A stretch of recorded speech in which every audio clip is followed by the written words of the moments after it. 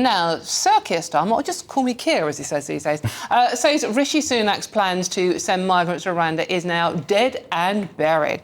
Speaking after the first meeting of his new cabinet, the Prime Minister ruled out the controversial scheme, which had failed to deport a single migrant. Two went voluntarily there, didn't they? Right, OK, you might have noticed, because they're very loud, aren't they? Still got my panel with me, wake up. Matthew Stadlen and Darren Grimes, thank you very much for hanging around. All right. You've taken the momentum. We were just getting into the swing of our punches. I can't actually tell you what we were discussing in the break for a bit of light relief. So, Rwanda, right, dead in the water. Matthew, I'm going to come. Keep it crisp and sexy and full of impact, right? Don't go on and on and on. Rwanda, dead in the water. Awful policy, morally repugnant, completely impractical, wasn't going to solve what is a real problem. None of us want to see these boats coming.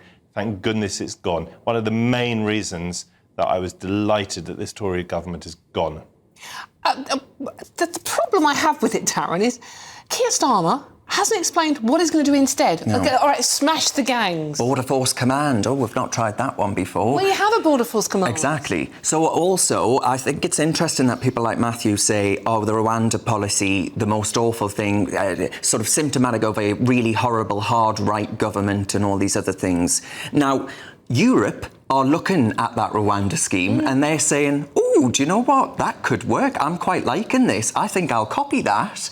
So how is it that we've managed to find ourselves in a position where Europe is now considered, or should be considered, if we judge them by the policies that they quite like the sound of, more hard right than the UK, which is supposed to be this Brexit wasteland?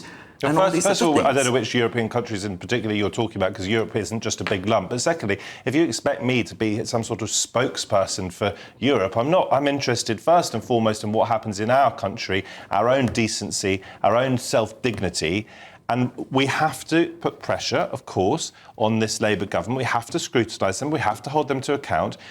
Starmer hasn't made any great promise that he's going to bring these numbers down. What he has said is he's going to smash the gangs. And I hope that he does smash the gangs, because these are very, very bad people exploiting extremely vulnerable people who should not be risking their lives on the channel.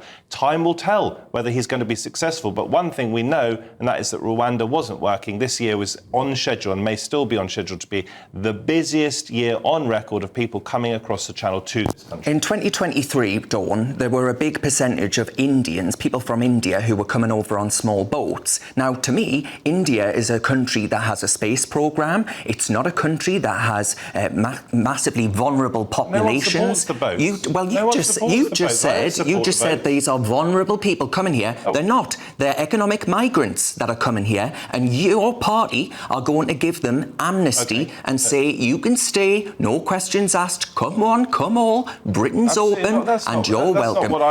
The refugees welcome. Yvette Cooper, she stood there. The Labour Party just said. One at a time. Sorry, Darren, finish your point. The Labour Party, Yvette Cooper is now Home Secretary, right? She stood with that refugees welcome lanyard looking like a Cheshire cat with a grin wider than goodness only knows what.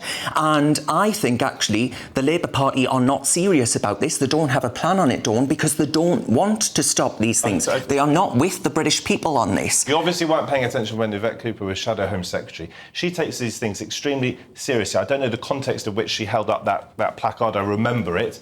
But, of course, a certain number of refugees, none of us in the studio can say exactly how many, but of course some refugees are and should be welcome in our great country, including, by the way, my grandparents who were refugees. And if they if they hadn't been welcome to this country, I would not be here. Let's just clear up this myth. People on my side of politics, certainly on the centre-left, certainly our Prime Minister, certainly our Home Secretary, want these boats to stop. Are the people on the boats vulnerable to varying degrees? Some, I'm sure, are economic migrants. Are they vulnerable? Of course they're vulnerable, because they're putting their lives at risk to get to this country. Does that entitle them to come to this country? No. How are we going to stop the boats? Not by Rwanda. That wasn't working and it was immoral. Let's hope and also scrutinise Starmer's attempt to smash the gangs. We'll soon find out in the next year whether he's succeeded to some extent or not. But this is a difficult problem. All I would say, what's really interesting, Dawn, is that during the time when these migrants thought that the Rwanda scheme was going to happen, they all went to Ireland to try and actually claim refuge there. It was working, it was acting as a deterrent. I think the numbers are going to go up, and Labour don't have a plan on this because they don't want it to stop. They don't want it to stop, Right, Dawn. OK. Well, feisty debate. Gentlemen, thank you very much.